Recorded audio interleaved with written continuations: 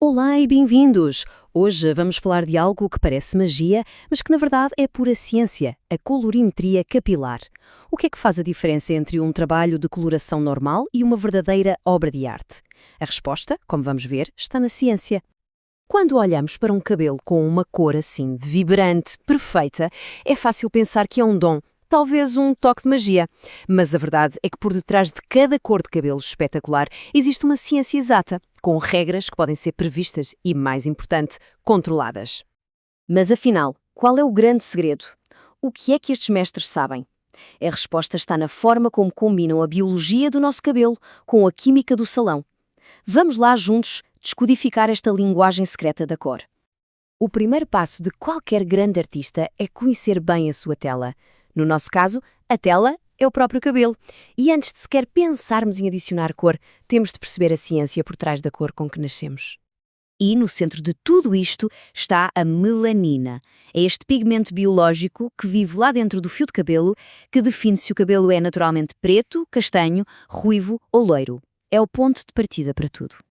E atenção, não há só um tipo de melanina. Há dois principais. Pensem neles como duas personalidades diferentes. Temos a eumelanina, que dá os tons escuros, como o preto e o castanho. Esta é mais fácil de remover quimicamente. E depois temos a feomelanina, que produz os tons quentes, os vermelhos e amarelos. E esta é muito mais teimosa. E esta teimosia leva-nos diretamente a um problema que muita gente conhece bem. Aqueles tons acobreados ou alaranjados que aparecem quando se tenta clarear o cabelo. A culpa é precisamente desta feomelanina resistente. É literalmente a última a sair da festa. Ok, já percebemos a tela. Agora vamos olhar para a paleta do artista.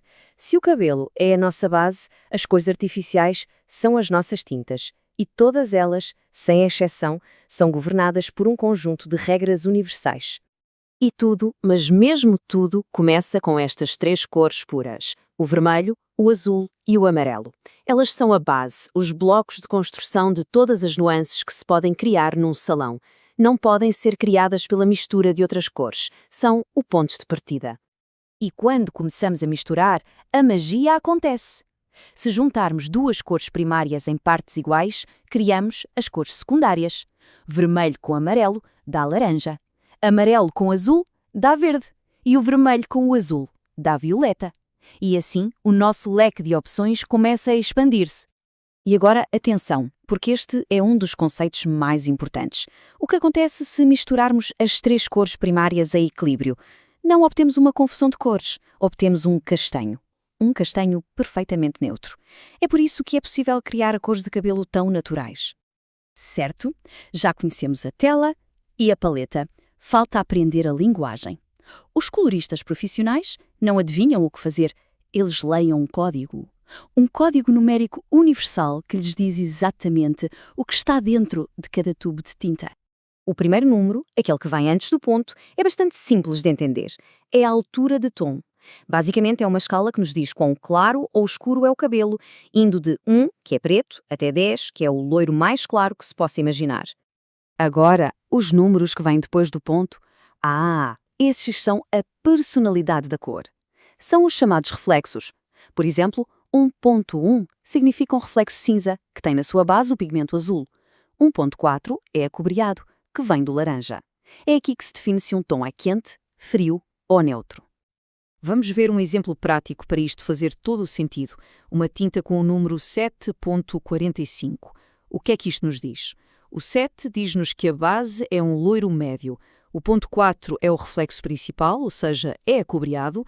E o ponto 5 é um reflexo secundário, a caju, que adiciona ali uma nuance extra. E pronto, a fórmula está decifrada. E agora vamos para a parte da química. O que é que acontece exatamente quando se tenta clarear o cabelo? Há uma reação totalmente previsível, que vai sempre revelar os tons que estavam escondidos lá no fundo. Isto é o que os profissionais chamam de curva de clareamento. Pensem nisto como um mapa da reação química. Lembram-se da feomelanina, a tal teimosa? Pois, à medida que a eumelanina escura é removida, é ela que fica para trás, revelando esta progressão que é inevitável. Vermelho, depois laranja e, por fim, amarelo. Portanto, a grande lição aqui é esta.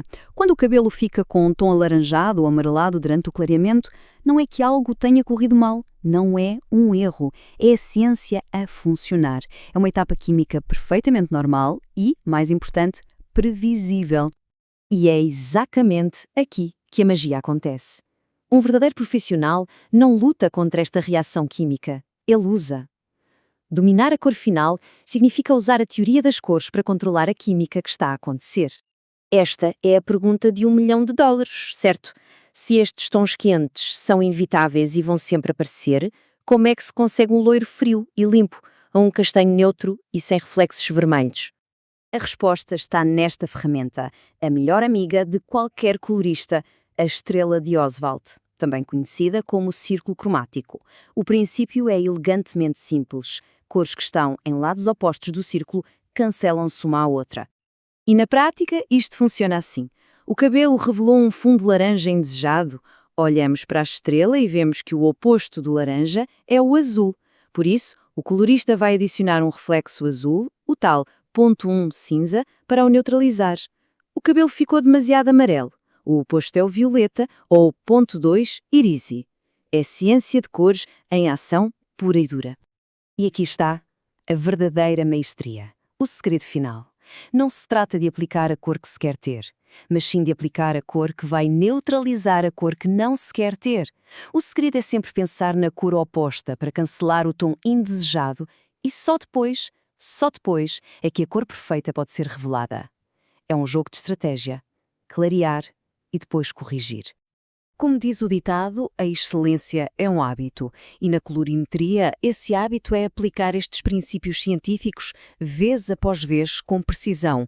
A cor perfeita não é um acaso, é o resultado de se entender e aplicar a ciência por detrás da arte. E isto faz-nos pensar, não é? Desde a cozinha de um chefe à composição de um músico, que outras artes que admiramos são, na verdade, ciências exatas disfarçadas. Fica a reflexão. Muito obrigado por nos acompanharem.